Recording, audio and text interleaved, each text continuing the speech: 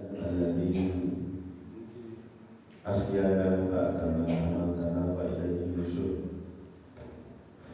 الحمد لله الذي أنعمنا بكل نعم وبنعمه تتم الصالحات وبنعمه تتنزل الرحمات. والصلاة والسلام على خير الأنام وعلى آله وصحبه وسلم. أشهد أن لا إله إلا الله وحده لا شريك له وأشهد أن محمدا عبده ورسوله لا نبي بعده لا حول ولا قوة إلا بالله. Ibu bapak jamaah salat subuh Masjid Darussalam yang mudah-mudahan senantiasa dimuliakan oleh Allah Subhanahu wa taala. Pagi ini kita akan diskusi tentang jiddiyah dalam ibadah menggapai surga. Ini sudah sering saya sampaikan di beberapa masjid di dalam rangka untuk saling mengingatkan tentang seberapa jauh kesungguhan kita dalam beribadah, dalam berjuang untuk Allah. Diambil dari satu ayat 142 surat Ali Imran. Allah berfirman, A'udzubillahi minasyaitonir rajim. Am hasibtum an tadkhulul jannah wa lam ya'lamu alladziina jahadu minkum wa ya'lamus sabirin. Pertanyaan Allah tapi tidak membutuhkan jawaban. Di pertanyaan yang tidak butuh jawaban. Tanpa kamu mengira bahwa kamu akan bisa masuk surga dengan begitu mudah.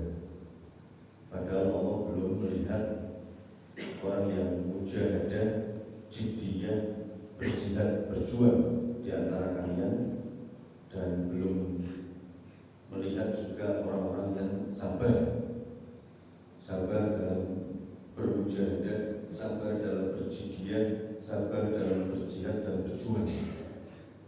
Karena dua hal itu saling melengkapi. Ibadah, jihad, berjuang itu membutuhkan kesabaran. Maka surat ini Ali Imran ayat 142 ini bisa diterjemahkan dengan bahasa terjemahan bebas itu begini: jangan terlalu pede bisa masuk surga sementara kita belum berbuat apa-apa, belum ada tetes-tetes keringat yang kita perjuangkan untuk Allah, belum ada receh-receh uang yang kita perjuangkan di jalan Allah. Apalagi cuma santai, kurang, kurung, tidak tidur, semboyannya muda, foya-foya, tua, kaya, raya, mati, masuk surga. Surga baik. Ini yang perlu untuk kita ingat. Kalau kita mau masuk surga, ya apa yang sudah kita lakukan ini menjadi sebuah ukuran, parameter. Perintah Allah masih sering kita tinggalkan, atau kalau tidak kita tinggalkan, kita masih sering tunda-tunda. Walaupun kita kerjakan asal-asalan, tidak penuh, tidak tepat waktu, maka ini menjadi sebuah peringatan dari Allah di surat Ali Imran ayat 142. Ya, terlebih setelah kita keluar dari Ramadan ini. Ramadan kemarin kita masih alhamdulillah sangat semangat sekali memenuhi masjid. Tapi setelah Ramadan, apalagi hari-hari ini kan sudah mulai berkurang lagi. Setiap Ramadan kita bisa bangun malam atau sholat tarawih, tapi setelah Ramadan tidak tahu berapa kali. Ketika Ramadan kita bisa baca Al-Quran setiap hari tadarus, tapi setelah Ramadan tidak tahu berapa lembar yang kita baca, itu pun mungkin tidak setiap hari. Itulah maka kemudian ayat ini menjadi sebuah pukulan telak tamparan yang luar biasa dari Allah. Jangan merasa yakin bisa masuk surga sementara kita belum maksimal, kita belum melakukan apa-apa. Apalagi yang kita lakukan itu kan belum ada jaminan diterima oleh Allah. Sholat kita, puasa kita, zakat kita, haji kita, nggak ada garansi diterima oleh Allah. Bisa jadi karena tidak ikhlas, haji beberapa kali, tapi kadang-kadang ya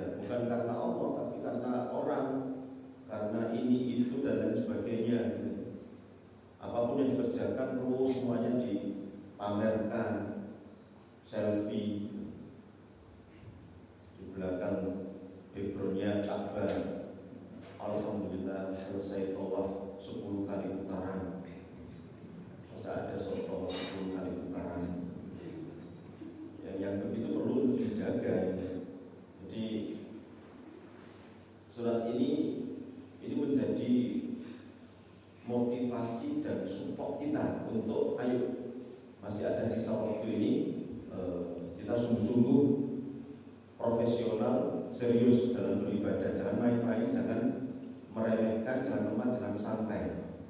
Perintah Allah kita laksanakan dengan segera, langsung, spontanitas, tidak ditunda-tunda. Larangan Allah juga demikian, sami'na wa ata'na, mengeluarkan segala kemampuan maksimal, bukan setengah hati, dan mengatasi berbagai macam rintangan yang menghadangnya. Jangan alasan no aja. Nah, jidiyah ini artinya kalau bahasa kita sat-set wadbet, bukan rumah lewas kayak macan luwih. Nah, Allah sudah manggil berkali-kali dari masjid, dari musola untuk sholat, masih sibuk dengan hal-hal yang kadang-kadang tidak terlalu penting, masih sibuk dengan masak, sik goreng ayam, mari ngono sik goreng bandeng tanggung, sik goreng lombok bawang brambang tomat terasi, mari ngono sik nyambel, mari nyambel mangan, mari mangan. Oh, lele-lele. Untuk apal ini berarti banyak pengalaman biasa. Iku ibu-ibu bapak ya kadang-kadang ya malah tambah ngomong cepet namateng. Alasannya luar biasa.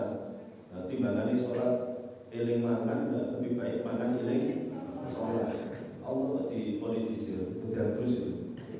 Mohon maaf ya, itu alasan yang kadang-kadang bukan ada hadisnya Pak, ketika sudah datang waktu sholat, lalu kemudian datang waktu makan, maka dahulukan makan. Iya, hal itu kalau tidak makan mati. Tidak makan mati, nggak apa-apa makan dulu gitu. Tapi kalau nggak makan kemudian masih hidup, ya kita harus sholat dulu. Apalagi model saya dan panjenengan sholatnya paling cuma 5 menit. Rakaat pertama wal asar, rakaat kedua dulu.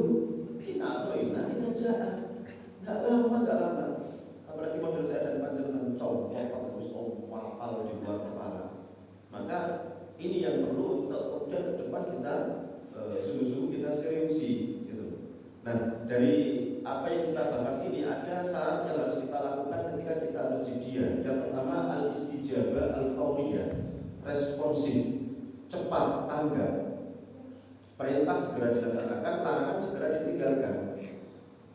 Kalau kita sudah mengklaim kita cinta Allah, cinta Rasul, cinta Islam, dipanggil Allah lewas, tunda, saksi. Nah, kita malu lah mestinya kita dipanggil Pak RT, Pak RW, Pak Lurah, Pak Camat, Pak Bupati, 1 jam sudah standby, sudah siap. Kita dipanggil Allah, enggak, makanya ya kita kalau minta kepada Allah, Allah pun juga enggak akan segera mengabulkan. Kita suka menunda-nunda panggilan Allah. Kan bahasanya gini kan, saya manggil sampean enggak segera datang. Ketika sampean minta manggil, ya sama, saya juga tidak akan mengabulkan dengan cepat. Maka jangan salahkan Allah ketika kita masih suka menunda-nunda panggilan Allah, lalu kemudian Allah juga menunda-nunda sukses kita. Allah nunda naik gaji kita, Allah nunda kita untung bisnis, Allah nunda haji, Allah nunda kita punya mantu, Allah nunda kita punya anak, Allah nunda kita punya cucu dan lain sebagainya. Karena kita masih suka menunda-nunda. Kita masih lebih mendahulukan panggilan dunia daripada panggilan Allah Subhanahu wa ta'ala. Al-istijabah al-fawriyah, Rasulullah dan para sahabat dari surat Al-Quran tadi dan beberapa yang nanti akan kita singgung juga. Misalnya di sini ada satu sahabat yang dijuluki dengan wasilul malaikat, dimandikan malaikat, namanya Hamdalah. Ini mungkin sahabat yang tidak populer tapi pasti masuk surga, dimandikan oleh malaikat. Ini satu-satunya. Hamdalah radhiyallahu anhu ceritanya ketika itu beliau menikah. Malam pertama ketemu sama istrinya yang ini tidak pakai proses pacaran, sehingga malam itu malam yang sangat istimewa. Ngobrol, singkat cerita, lalu kemudian hubungan suami istri, kemudian tertidur. Jam 1, jam 2 beliau terbangun karena ada pengumuman dari sahabat yang diperintahkan ditugaskan oleh Rasulullah. Dulu pengumumannya dari rumah ke rumah, depan rumah itu sahabat itu keliling. Kalau sekarang kan bisa pakai WA, pakai speaker seperti ini. Zaman itu pengumumannya dari rumah ke rumah. Pengumumannya detik ini juga kita keluar untuk jihad bersama Rasulullah, perang. Hamdalah bangun, istrinya juga bangun. Ketika Hamdalah bangun melihat ke istrinya dan sang istri langsung respon tanggap. Ini suami saya menginginkan untuk memenuhi panggilan Allah, panggilan Rasulullah, bergabung bersama Rasulullah untuk perang jihad. Maka sang istri kemudian menyampaikan, berangkatlah wahai suamiku tercinta, meskipun ini malam pertama, karena apa? Pintu surga sudah terbuka untuk panjenengan.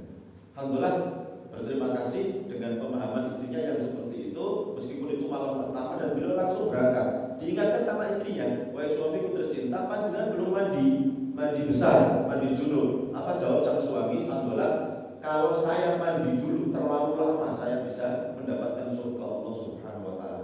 Kesuwen. Maka akhirnya beliau kemudian berangkat, dan singkat cerita beliau syahid di medan perang.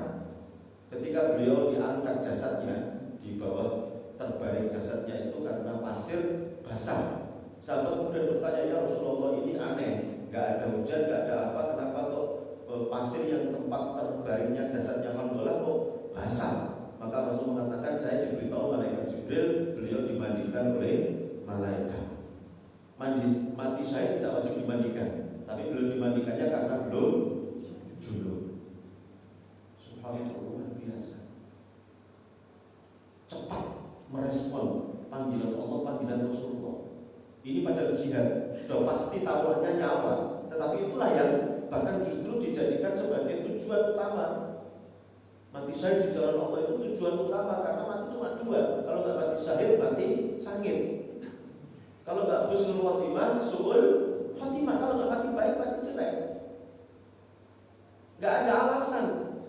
Sebelum berangkat atau nanti sesudah pulang, Rasulullah lalu nanti bilang kepada Rasulullah, ya Rasulullah, mohon maaf, pangapunten, kemarin itu kami belum bisa bergabung dengan panjenengan karena kami masih malam pertama pernikahan. Itu nggak ada kamus dalam sahabat itu alasan seperti itu, nggak ada.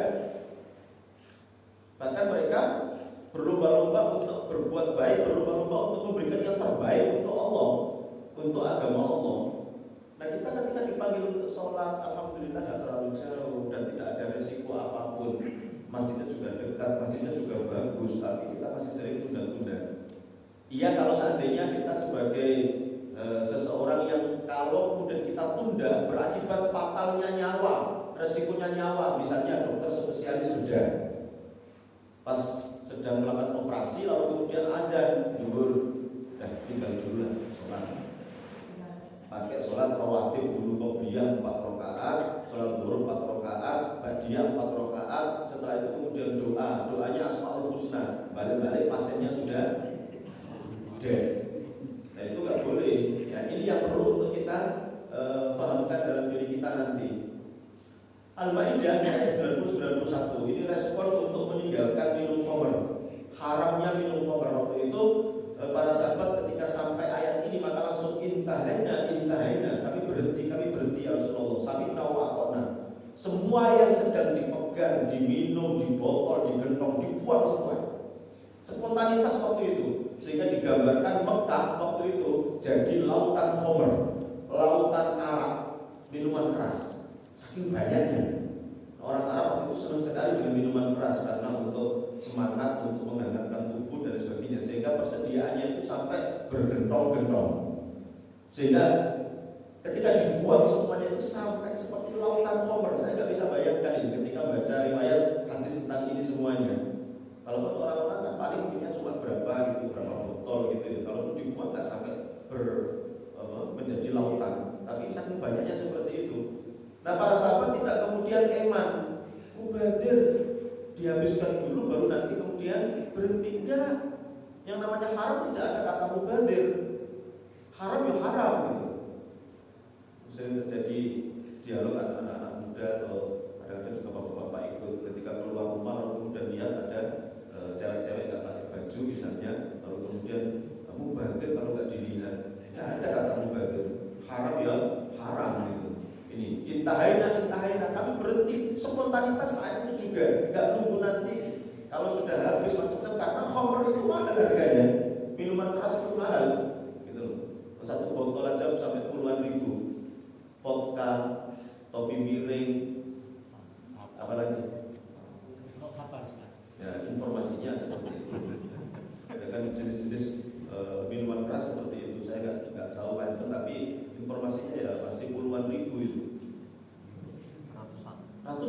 ada yang bilang ratusan. Maaf saya nggak tahu. Itu sama botol kecil, botol bensin loh, 1 liter. Itu sahabat punya bergentok-gentok, nggak nunggu nanti habis dulu, nggak, saat itu juga dibuang semuanya. Kalau itu memang perintah Allah, kalau itu memang larangan Allah, langsung dibuang semuanya. Baik, Al-Baqarah 143 ini peralihan kiblat dari Masjidil Aqsa ke Ka'bah Baitullah. Waktu itu Rasul sedang sholat, katakanlah menghadap ke seperti ini ya. Mungkin waktu itu menghadap ke timur ke arah Palestina. Ketika diperintahkan untuk menghadap kiblat ke Ka'bah Baitullah, itu spontanitas Rasulullah langsung muter karena berubah 180 derajat. Rasulullah muter seret begitu menghadap ke barat, asalnya ke timur. Kalau sahabat sebagai makmum tinggal balik badan, tapi kan Rasulullah kan imam jadi di depan. Tidak menunggu setelah salam.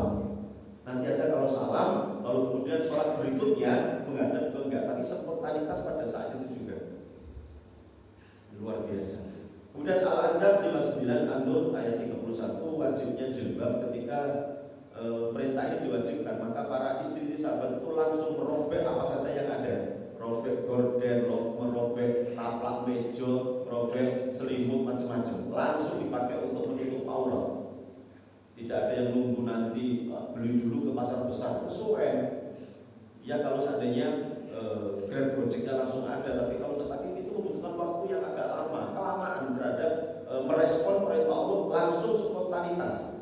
Ini yang ke depan kemudian harus kita ikuti. Ini saya hubungkan dengan kondisi yang akan kita lalui. Insya Allah sebentar lagi kita akan Idul Adha dan ada perintah untuk kurban. Saya yakin mudah-mudahan sih kita lebih banyak lagi daripada tahun-tahun yang lalu, karena semakin banyak sadar akan semakin banyak inisiatif untuk ikut melaksanakan ini. Memang jumhur ulama menghukumi kurban itu sunnah muakkadah, sunnah yang sangat ditekankan, di hampir mendekati wajib. Rasulullah tidak pernah meninggalkan kurban, beliau terus berkurban setiap tahun. Tetapi saya mengambil pendapat yang menyatakan ini Imam Hasan Al-Basri itu menghukumi kurban itu hukumnya wajib. Wajib bagi yang punya uang untuk beli binatang kurban pada hari raya Idul Adha, hukumnya wajib untuk berkurban. Kalau tidak, berdosa. Dalilnya kan kita semuanya sudah tahu, mantan Allah sa'ah falam yudhahi fala yaqrubanna musallana hadza. Barang siapa yang mampu berkorban, membeli binatang korban pada hari raya Idul Adha, kemudian dia tidak berkorban, maka jangan sekali-kali mendekati tempat sholat kami atau masjid kami. Nah selama ini yang tidak boleh mendekat, apalagi masuk ke masjid kan orang kafir. Maka kalau yang mampu berkorban, kemudian dia tidak berkorban, jangan mendekat ke masjid, seakan-akan orang itu dihukumi kafir. Dan semua kita punya uang 3 juta untuk beli kambing atau patungan. Semua kita punya. Saya tidak ragu sedikit pun, insya Allah saya dan panjenengan punya uang 3 juta pada Idul Adha untuk beli binatang kurban. Ini perintah Allah yang kita harus merespon secepatnya. Nanti tahun depan saja siapa yang menjamin kita masih hidup?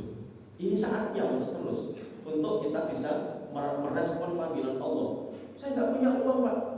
Beberapa orang bilang begitu, saya nggak mampu, saya nggak punya uang. Sementara dia bisa beli rokok 1 hari bisa 1 pak. Padahal kalau kita beli kambing 1 ekor 3 juta, atau kita urunan sapi 7 orang itu 3 juta. 3 juta itu kalau kita bagi selama 1 tahun 365 hari, 1 hari ketemunya cuma 8.200 pangsit. 8.200. Sementara dia ketika mau nggak punya uang, dia bisa beli rokok 1 hari 1 pak. Rokok 1 pak itu bisa jadi harganya 25.000. Ini manajemen iman, manajemen takwa. Seandainya dia kemudian tidak merokok, lalu kemudian disisihkan untuk ditabung untuk 1 tahun nanti ikut korban, dia bisa korban 3 ekor kambing. 1 kambing tadi kan 3 juta. 3 juta kalau dibagi 1 tahun 8.200. Nah dia bisa rokok 25.000. 25.000 dibagi 3 berapa?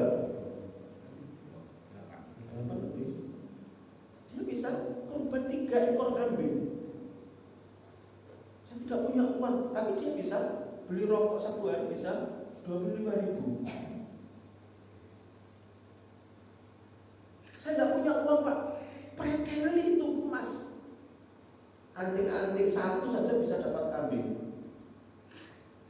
Cincin, gelang, kalung, ambil semua, jual dulu. Nanti setelah Idul Adha diganti oleh Allah yang lebih baik lagi, lebih banyak lagi. Saya nggak punya semua semuanya, Pak.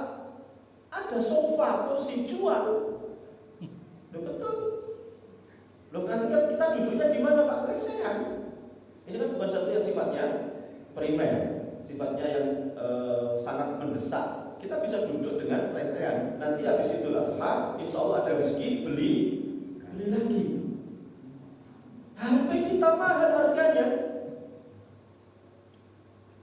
Makanya kambing itu jauh lebih mahal daripada mobil. Banyak orang bisa beli mobil tapi tidak mampu untuk beli kambing. Ini faktor ini. Bagaimana merespon panggilan Allah Subhanahu wa taala. Sementara kalau kita korban itu kan kita dalam rangka untuk mensyukuri nikmat Allah. Al-Kautsar, surat pendek yang surat tersering kita baca, terfavorit, surat bestseller ini. Inna a'tainakal, sesungguhnya kami telah memberikan kepadamu banyak sekali nikmat. Nikmat Allah pada kita banyak sekali, apalagi kita di Malang ini dengan kemudahan-kemudahan. Maka konsekuensinya fasholli li rabbika wanhar. Wujud syukur adalah penuhi panggilan Allah untuk sholat. Sholatlah untuk Tuhanmu dan sembelihlah korban.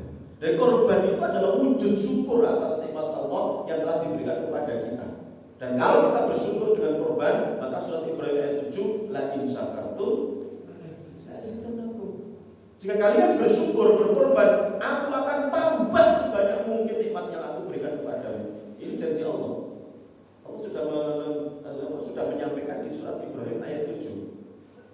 Tetapi ketika kemudian terlalu sayang uang, sayang harta, tidak berkorban, tidak beli kambing atau patungan sapi, maka penggalan kedua, hati-hati, wala in kafartum inna adzabi lasyadid. Jika kalian mengukur nikmat cepat atau lambat, adabku sangat pedih.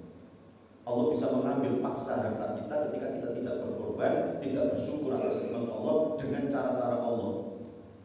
Musibah, bencana, gempa bumi, longsor, kecelakaan, sakit, berobat kemana-mana nggak sembuh-sembuh, menghabiskan uang kita. Alhamdulillah, ditipu orang, dicuri, dirampok, bisa habis puluhan ratusan juta. Saya tidak nakut-nakuti, tapi kita ingin untuk menyampaikan ini dan insya Allah ini bisa kita lakukan. Bahkan kita insya Allah bisa korban tidak hanya 1 ekor kambing atau patungan, tapi kita bisa beberapa tempat. Kita bisa korban di sini, masjid ini, kita bisa korban di tempat desa kita, atau bahkan kita bisa korban di mana saudara kita yang membutuhkan. Kita bisa korban di Palestina misalnya dan lain sebagainya. Kita bisa korban di Malang Selatan. Kita bisa tidak hanya 1 tempat. Kalaupun kita korban 3 tempat misalnya, 3 kali 3 cuma 9, dan itu insya Allah tidak sampai 1% atau 10% harta panjenengan. Kalau kita ambil 3 juta, kalau 1%-nya kita cuma punya uang tabungan 30 juta. Saya yakin panjenengan lebih dari ini. Ada yang 300 juta. 300 juta berarti cuma 10%. Kita cuma ngambil 10%, dan ini ibadah setahun sekali. 1 tahun sekali. Bukan ibadah harian. Ini namanya al-istijabah al-fawriyah, respon terhadap perintah Allah. Baik, kalaupun kemudian kita mengeluarkan 3 juta dari harta kita, itu tidak seberapa dibandingkan dengan bagaimana korbannya Nabi Ibrahim kepada Allah ketika itu diperintahkan untuk menyembelih putranya. Masya Allah. Jangan baca riwayat ini. Nabi Ibrahim diperintahkan oleh Allah untuk korban nyembelih anak satu-satunya, anak sematawayang. Yang anak ini diminta oleh Nabi Ibrahim bertahun-tahun.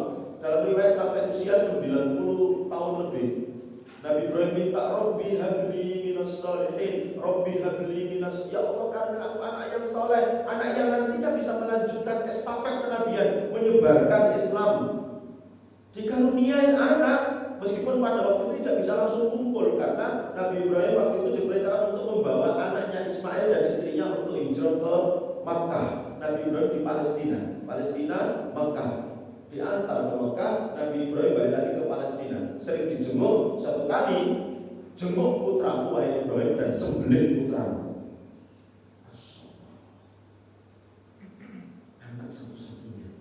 Tapi karena ini perintah Allah, sami'na wa ata'na, berangkat ke Mekah, lalu kemudian perintah itu dilaksanakan. Meskipun di sana ada sebuah hal yang luar biasa, Nabi Ibrahim tidak seorang bapak yang diktator dan otoriter. Ditawarkan dulu, ya bunayya, inni ara fil manami anni adbahuka fanzur madza tara. Qala ya abati al-matumar satajiduni insyaallah minas sabirin. Di surat As-Saffat ayat 100 sampai ayat 106. Nanti silakan dirujuk. Ditawarkan kepada anaknya, wahai ananda tercinta, aku diperintahkan oleh Allah untuk menyembelih kamu, bagaimana pendapatmu? Ya abatif al-matumar, wahai ayahanda tercinta, kalau itu perintah Allah segera lakukan, laksanakan, jangan ragu, jangan bimbang. Kalau itu perintah Allah, kerjakan. Masya Allah, luar biasa kan? Bapak yang luar biasa, anak yang luar biasa. Dan itu tidak mengurungkan niat beliau. Ketika beliau bawa Ismail jalan, lalu kemudian di tengah jalan setan muncul kan, jangan wahai Ibrahim, itu anak satu-satunya, anak kesayangan panjenengan, anak yang nantinya bisa melanjutkan kenabian. Kalau jenengan sembelih, nanti siapa yang menyebarkan, melanjutkan perjuangan panjenengan menyebarkan Islam? Akhirnya kemudian dilempar pakai batu dan jadilah ritualitas melempar jumroh. Dilaksanakan sampai akhirnya kemudian pisau ada di leher Nabi Ismail kemudian diganti oleh Allah dengan seekor domba kambing. Kalau kita cuma kurban 3 juta, kau kecil, sangat kecil, dan itu pun kembalinya kepada kita, diganti oleh Allah yang jauh lebih banyak. Jangan bisa browsing nanti keutamaan kurban, minimal diganti oleh Allah 700 kali lipat yang kita keluarkan. Kalau kita keluarkan 3 juta, nanti diganti oleh Allah 700 kali lipat. Berapa? 3 juta kali 700. Banyak. Kita akan dapat banyak sekali pahala, sebanyak bulu hewan yang kita korbankan. Amal yang paling dicintai oleh Allah adalah korban itu. Maka jangan terlalu cinta sama harta.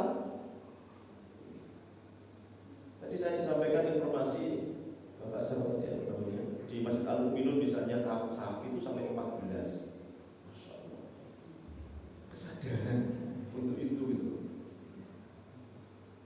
Saya nggak punya uang Pak, misalnya. Coba saya ajari. Selain kemudian ngambili emas yang ada, terutama ibu-ibu, jangan terlalu cinta sama emas-emasan. Jenengan kumpulkan emas, anting-anting, gelang, kalung, cincin di kotak, lalu kemudian jenengan ditakdirkan meninggal lebih dulu, suami jenengan kemudian nikah lagi, maka emas-emasan itu bisa dikasihkan istri suami jenengan yang baru. Udah benar, yang seperti itu ada, meskipun itu sebenarnya adalah hak siapa? Anaknya waris, tapi iya kalau suaminya jujur, kalau enggak dikasihkan sama suaminya, sama istrinya yang baru. Jenengan rela? Maka kalau tidak rela, bawa itu emas-emasan itu untuk masuk surga ke akhirat nanti. Bagaimana caranya? Korban, kesempatan ini untuk kita bisa korban. Baik, saya tidak punya uang sama sekali. Saya pernah melakukan itu. Pertama kali saya belajar untuk ikut korban itu tahun 95. Awal saya menikah sama istri, ada komitmen setiap tahun harus ikut korban. Apapun yang terjadi, korban. Kalau enggak kita nabung dari hari pertama sampai berikutnya. Alhamdulillah kita bisa itu. Waktu itu cuma punya uang 500.000. Jelas gak bisa korban. Harga kambing waktu itu 1 juta. Waktu itu tahun 95. Saya pertama kali di Malang 94, terus 95 menikah, lalu kemudian belajar untuk ayo kita korban setiap tahun. 500.000 pengen kurban. Tanya-tanya harganya 1 juta. Sekali sorry. Tapi saya tidak nyerah. Itu hari pertama tanggal 10 Dzulhijjah kita tanya masih harganya 10 juta.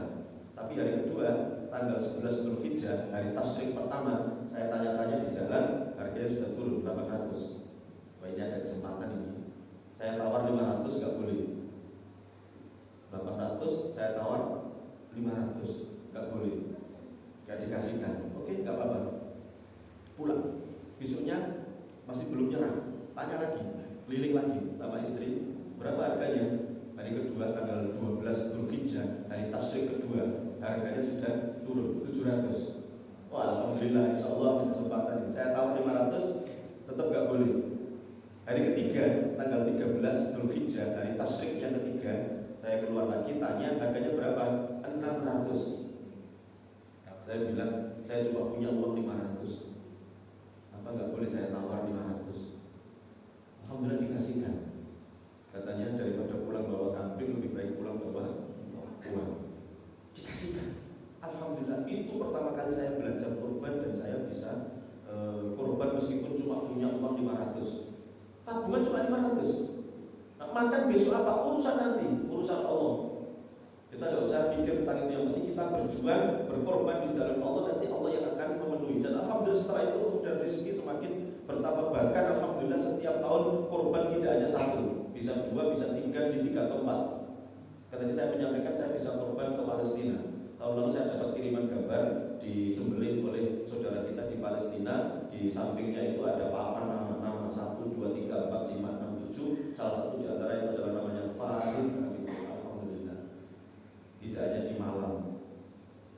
Dan saya yakin insya Allah kalau kita di sini sudah banyak yang sering makan daging. Insya Allah wajah-wajah yang sudah kebanyakan daging.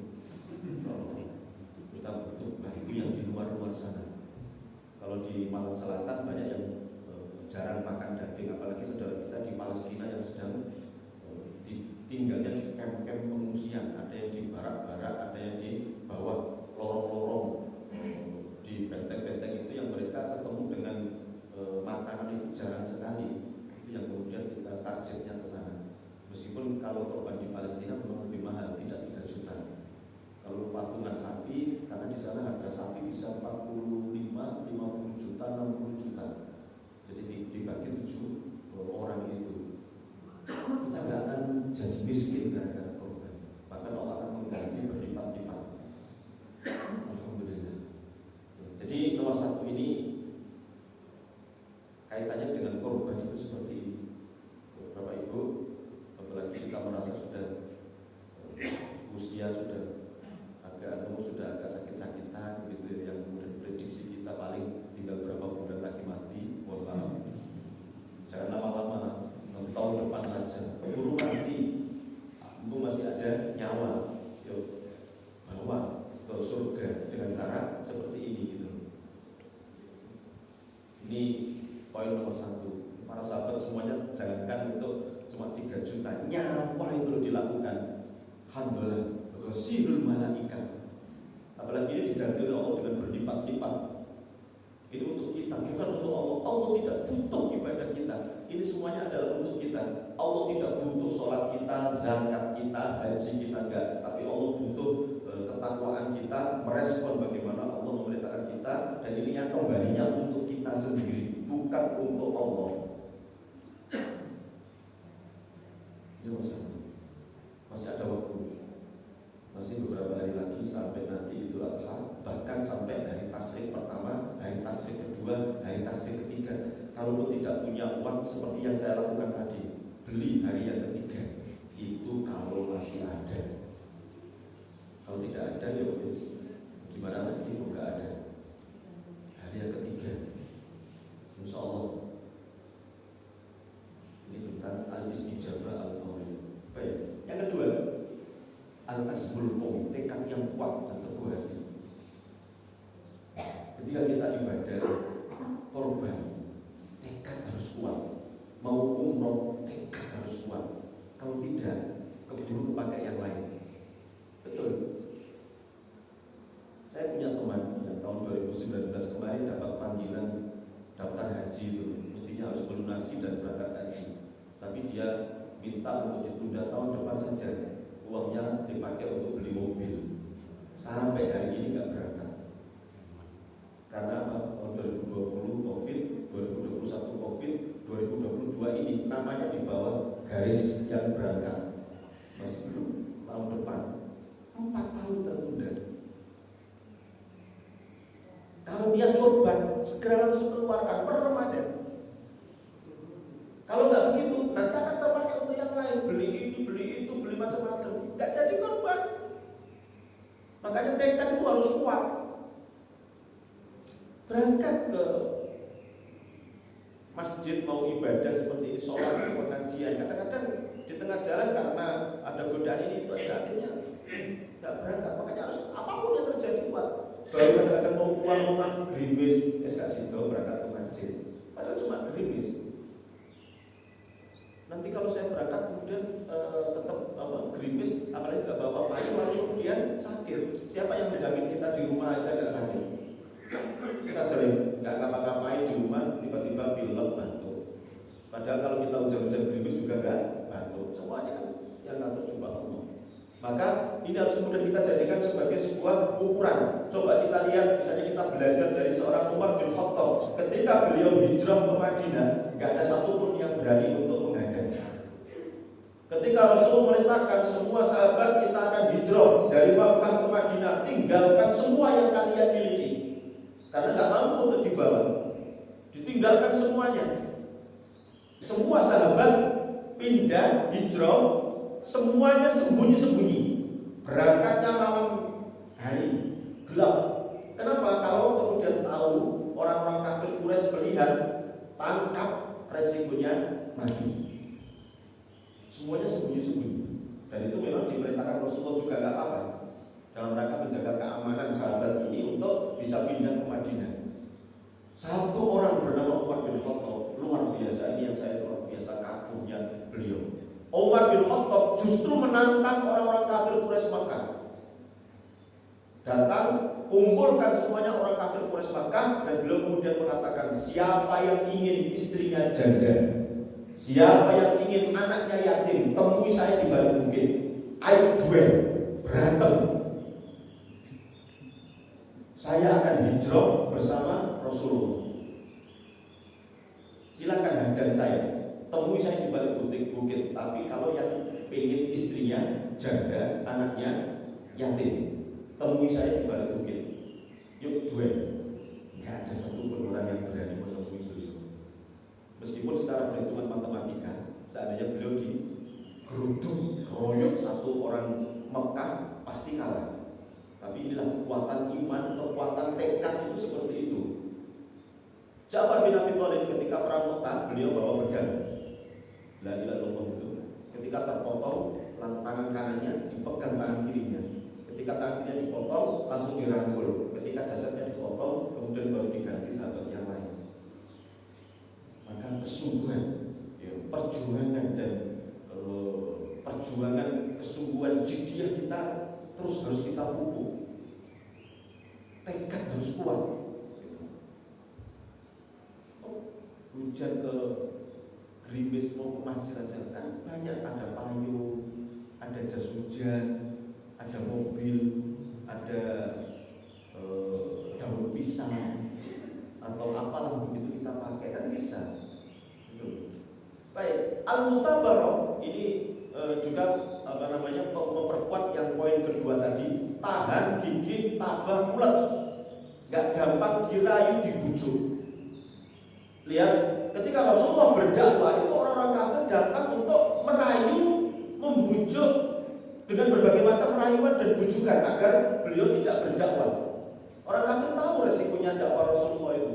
Akhirnya kemudian satu hari datang kepada beliau, Muhammad, kalau kamu ingin jadi raja Arab, kami semuanya aklamasi mengangkat kamu jadi raja Arab. Kamu gak usah mengeluarkan uang sepeser pun, gak usah capek-capek, gak usah berkeringat, kamu langsung jadi orang Arab. Gak usah pakai bayar ini mahar untuk ini, kamu gak usah pakai bayar untuk tim ses, tim sukses. Kamu gak perlu pakai bayar money politik macam-macam, serangan fajar, gak perlu. Kami semuanya aklamasi sepakat mengangkat kamu jadi raja Arab.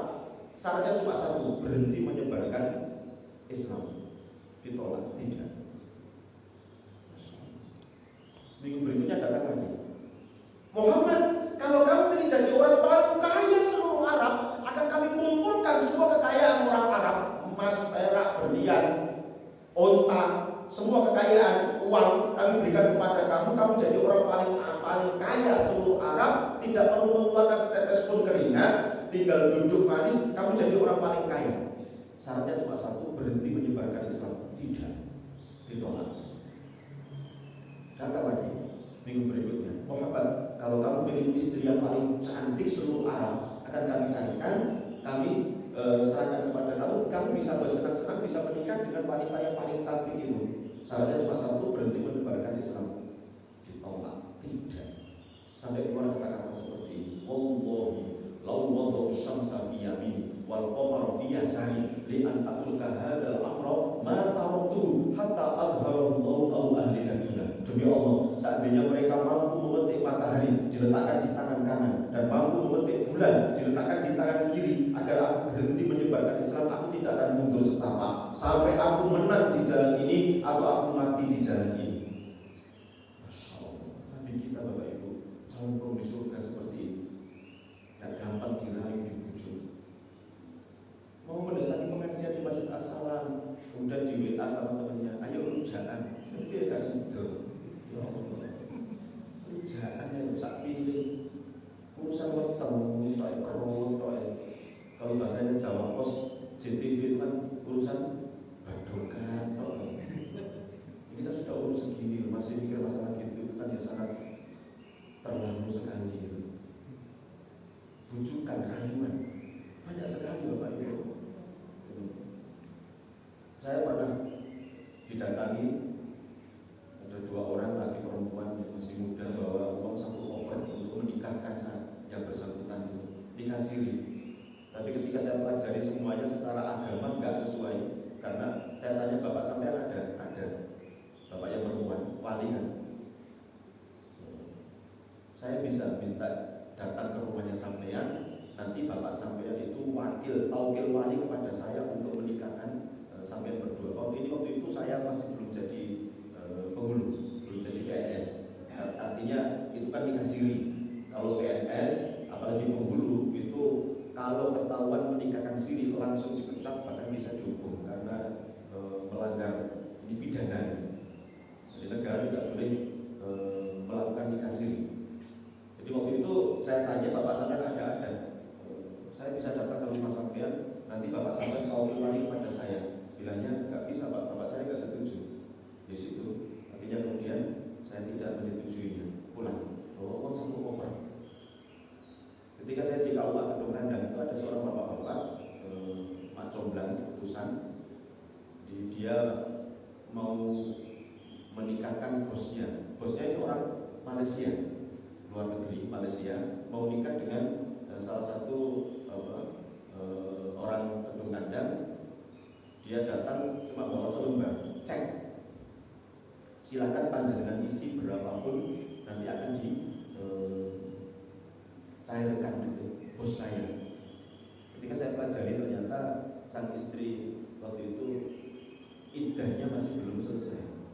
Jadi ini melanggar aturan agama, juga melanggar aturan negara. Tidak, saya tolak.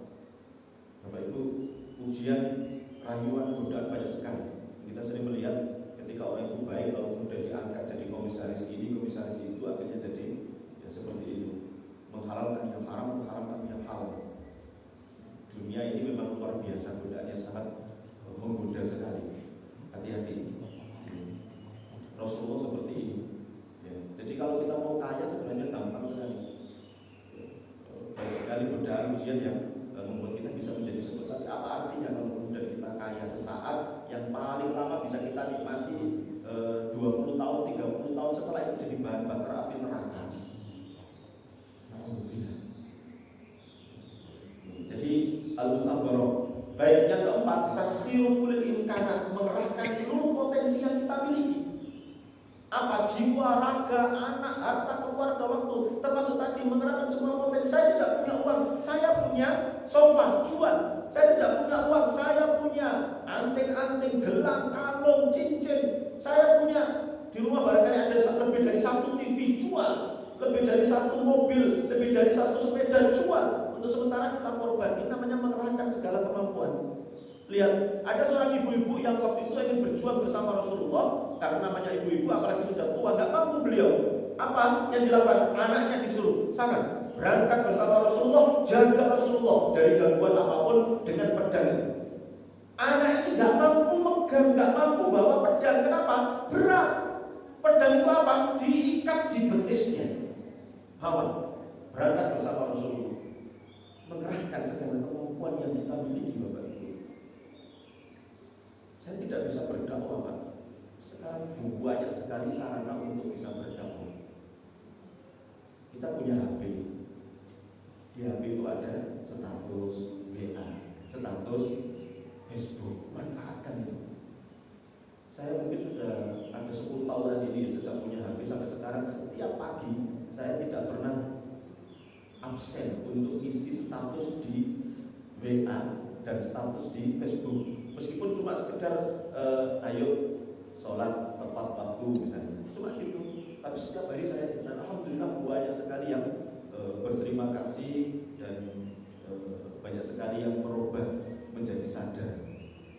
Ini namanya memanfaatkan semua potensi yang ada. Baik. Kemudian Mughalabatul A'dzar. Ini mengatasi segala permasalahan. Jangan banyak alasan. Seperti yang saya sampaikan, alasan kok aja kalau Allah memerintahkan itu.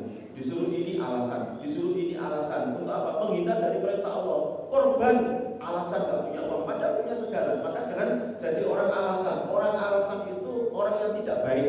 Makannya seadanya, oyot, bodong, dan macam-macam itu orang alasan. Temennya Tarsan, temennya Bedes. Gitu. Orang alasan, orang salahan, orang tegalan.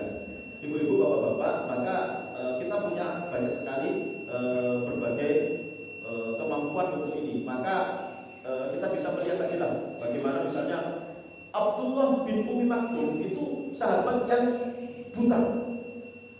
Ketika Allah memerintahkan untuk berjihad, maka beliau daftar. Saya bersama panjenengan, saya bergabung bersama panjenengan. Apa jawab Rasulullah? Wahai sahabatku Abdullah bin Umi Maktum, saya memahami semangat jenengan untuk jihad, tapi Allah memberikan dispensasi keringanan kepada panjenengan untuk tidak ikut jihad karena panjenengan buta.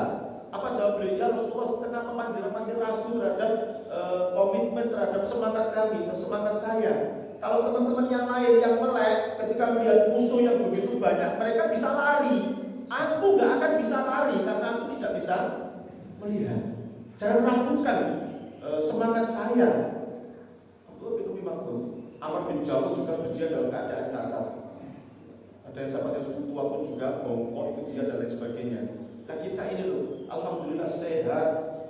Ke masjid yang dekat gini aja kadang-kadang ya wabot. Nah ini makanya ke depan mari kita sungguh-sungguh. Jidiyah kita, mujahadah kita kurang. Kita lebih sungguh-sungguh mengejar dunia daripada mengejar akhirat. Kita sungguh-sungguh sangat luar biasa ketika dipanggil oleh orang-orang pejabat, Pak RT, Pak RW, Pak Lurah, Pak Camat, Pak Bupati. Kita lebih semangat untuk itu. Kita lebih semangat untuk kerja daripada kita semangat untuk akhirat. Padahal harta yang kita miliki tidak ada yang kita bawa mati kecuali yang kita gunakan di jalan Allah Subhanahu wa taala. Dunia bukan tempat tinggal. Dunia itu tempat kita meninggal dunia. Cepat atau lambat kita akan mati meninggalkan dunia ini. Tempat tinggal kita itu cuma dua, satu di antara dua. Kalau tidak surga ya neraka. Itu tempat tinggal kita yang abadi. Kenapa kita tidak mengejar itu? Kesempatan ada sekali. Sebentar lagi kita akan korban. Ayo kita keluarkan. Itu pun belum ada jaminan nanti diterima oleh Allah, apalagi tidak korban. Makanya as-sabru ala ta'atillah, sabar atas taat kepada Allah. Di surat Ali Imran bahkan 3 kali isbiru wa sabiru wa rabitu, sabar. Nanti kalau kemudian saya mengeluarkan uang 3 juta akan habis, Pak. Diganti oleh Allah berlipat-lipat. Bapak Ibu, ketika suatu kali Rasulullah itu memerintahkan kepada para sahabat, ayo kita akan bangun masjid, semuanya sedekah. Maka Umar bin Khattab waktu itu, saya akan sedekah, saya akan infak untuk bangun masjid 50% dari harta saya. Akan saya serahkan untuk Allah Subhanahu wa taala. Saya akan kompetisi mengalahkan Abu Bakar As-Siddiq fastabiqul khairat, karena selama ini Umar bin Khattab merasa selalu kalah berkompetisi dengan beliau. Saya akan menginfakkan, menyerahkan separuh harta saya. Kalau punya uang 1 miliar, berarti diserahkannya 500 juta. Ternyata untuk yang kesekian kalinya, Umar bin Khattab kecelik, kalah dengan Abu Bakar As-Siddiq. Abu Bakar As-Siddiq waktu itu infaknya berapa? 100%. Semua hartanya diinfakkan untuk bangun masjid. Rasulullah sampai heran dan kemudian mendekati beliau. Ya Abu Bakr, ma tarakta li ahlika. Wahai Abu Bakar, kenapa jenengan infak 100%? Apa yang jenengan tinggalkan untuk istri dan anak-anak panjenengan? Apa jawab beliau? Taraktuhum lillah. Istri dan anak aku serahkan semuanya kepada Allah. Abu Bakar As-Siddiq tidak pernah miskin, bahkan beliau termasuk konglomerat, hartanya ratusan miliar. Beliau terbanyak yang memerdekakan budak. Dalam riwayat beliau memerdekakan budak itu 125 budak. Satu budak harganya 100 jutaan. Kalau kali 125 berapa itu? Beliau tidak pernah miskin ketika rajin infak dan sedekah. Maka jamaah rahimahullah, ini kesempatan, maka kiat meraih jadi yang pertama adalah tafaqquh fikih, upgrade dan update ilmu agama. Karena nanti akan bisa membangun keimanan kita dan kesadaran kita untuk tadi al-istijabah al-fauriyah, respon tanggap terhadap perintah Allah dikerjakan, larangan ditinggalkan. Kemudian mengoptimalkan waktu yang ada. Mumpung kita masih ada umur, maksimalkan. Sebentar lagi kita akan mati. Banyak sekali penyesalan orang-orang yang mati, ingin balik ke dunia untuk infak, untuk sedekah, untuk ikut korban, untuk berjuang macam-macam. Tapi ketika sudah mati di alam barzah, alam kubur, gak akan bisa kembali. Maka mumpung masih ada umur, mumpung masih ada usia, ini harus kemudian kita respon dengan sebaik-baiknya. Nanti anak, urusan Allah Subhanahu Wa Taala. Jangan khawatirkan nanti anak, yang penting kita sekarang sudah siapkan mereka dengan berbagai macam ilmu dan lain sebagainya. Yang kedua, jauhi senda gurau. Yang ketiga, mengambil dasar hukum dasar azimah, bukan keringanan. Gini, hukum dasar itu misalnya ketika Ramadan kita wajib puasa, itu azimah. Ketika kita bepergian, kita boleh mengambil rukhsah atau dispensasi atau keringanan. Puasa dulu yang dikerjakan ketika kita sedang bepergian. Nanti kalau tidak kuat baru kemudian mungkin tidak puasa nggak apa-apa. Itu namanya rukhsah, keringanan. Jangan baru dari rumah sudah langsung saya akan perjalanan. Padahal perjalanannya cuma ke Dinoyo. Kita perjalanan pun itu harus sejauh mana? Kan Imam Syafi'i menyebutkan 85 kilo sini Surabaya lah, atau lebih jauh lagi gitu. Itu pun kalau alasannya adalah al-masyaqqah, sulit beratnya perjalanan. Misalnya kalau kita ke Jakarta, meskipun Jakarta dengan Malang itu berapa kilo? 900 kilo. Tapi karena kita naik pesawat, ya nggak perlu kita harus mokel. Cuma 1,5 jam. Saya dulu dari Jakarta Surabaya naik kereta api gaya baru malam. Ketika kuliah, hampir 7 tahun berlalu terus seperti itu. Kereta gaya baru malam itu Jakarta Surabaya cuma 7.000 waktu itu harganya. 7.000 rupiah. Berat, berdiri. Karena nggak dapat tempat ketika lebaran itu kan rebutan itu. Berdiri, nggak mokel, ya bisa. Nah ini yang namanya kita mengambil hukum dasar azimah, bukan risau. Kemudian respon sikap tadi, dan terakhir adalah mampu mengatasi kesulitan yang ada dengan mencari keluar solusi yang ada dengan sabar. Ini Bapak Ibu barangkali yang dapat saya sampaikan ketika kita keluar dari Ramadan dan kita akan menjelang Idul Adha, ada ibadah-ibadah yang ada ini. Mari kita berikan yang terbaik untuk agama Allah ini. Mari kita perjuangkan yang kita miliki untuk agama Allah. Insya Allah kalau Allah mencabut nyawa kita dengan semuanya adalah kita mati dalam keadaan husnul khotimah. Insya Allah kita nanti ditempatkan di surga Allah Subhanahu wa taala. Subhanallah wa bihamdihi, asyhadu an la ilaha illa anta, astaghfiruka